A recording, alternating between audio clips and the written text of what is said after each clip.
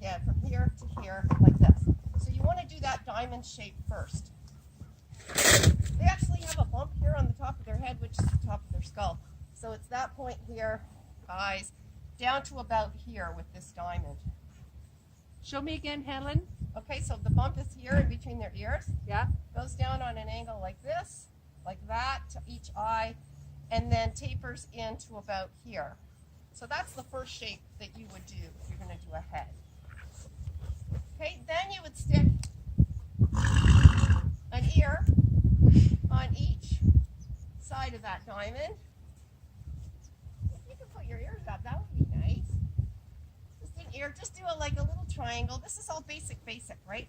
This is, you just want to do, like Joe Benino would say, you know, a 30-second sketch. A diamond on each side. Now the eyes are about the same distance from here that the length of the ear is. Okay, so this long is where her eye is actually going to be. Right, her ear's this long, Oh, okay. 8 inches. Her eye will be about 8 inches. The middle of her eye will be about 8 inches down to there. So you've got your diamond, you've got your two little triangles. Then you get the eyes. Now horses' eyes are not in the front, and they're not on the side. They're kind of 3/4. Because horses can see 3/4 of the way around them, but they can't see right in front of them. So their eyes are sort of 3/4 on their face. See your face. So you can see the edge of the eye like this. Okay, then we get the nose. Well,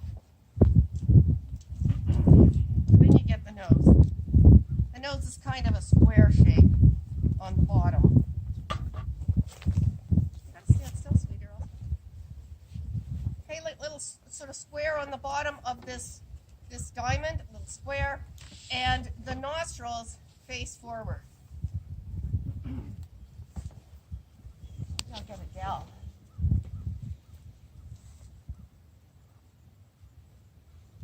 See the nostrils? Face forward.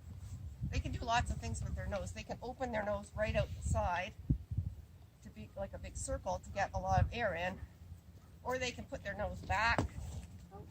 Okay, so that's basically the face from the front. Wider here, or narrower here than she is at the back. That's Dorita.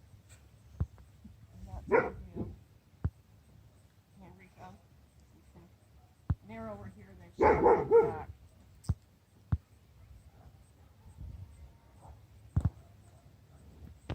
At the top than they are at the bottom.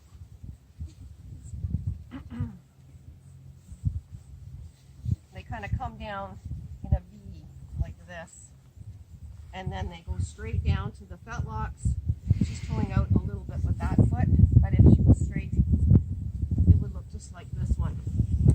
The hock is a joint. You can see it's kind of this shape. Then below the hock goes straight down. Then you've got the fetlock joint, which is a circle at the bottom, and the back of her hooves. Her this way so you guys can see her bum. Bum over. She's got a nice Bum shot. Is that a good bum for you? Yeah, it's a nice one. And then I'll face her bum this. All of this muscle.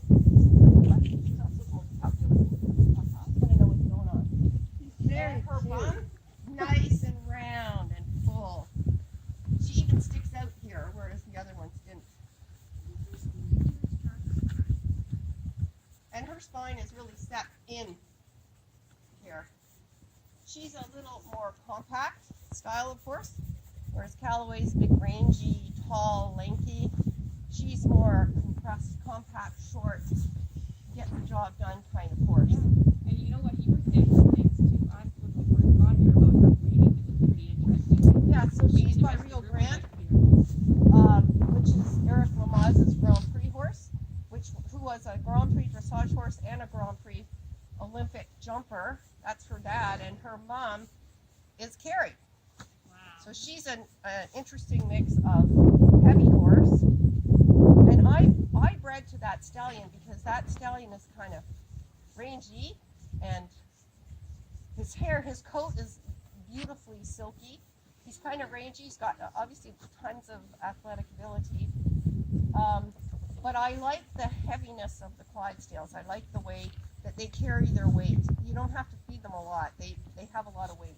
So I was hoping that she would be like exactly like she turned out. But she's a little, for me to ride her, she's a little too short in her neck for my height. So even though her height is about 16'2", it's a good enough height. She's too short and stocky for my long and leggy look when I ride. How old is she? She's 10. Okay, so she's got the same, basically the same. Got that diamond, the ears. She's a lot more alert than the other two, so her ears are going to move around a lot more. She's got a lot going on in her head, but because she's part draft horse, she also thinks first before she reacts. Okay, and you can see like she's more refined. Her hair is softer, it's shorter. She doesn't have the big draft horse feathers, so we can see on her the angle of her pastern. This angle is the same as this angle, and you can see if I push her back, see the weight that goes on it? See that, how it bends as she moves? That's the shock absorber. And you have to make sure that you show 2 joints on their legs when you draw legs. Even if they're just circles. The knee is flat from the side. Should be totally flat. The knee doesn't bulge out from the front. It is flat. And that's what you look at if you're going to buy a horse. You want a horse with nice flat knees. So on your drawings, you don't want to be putting big bulges at the front. You can see the circle here really well. Yeah, I can draw on her. Look at that. Funny. I'll do your...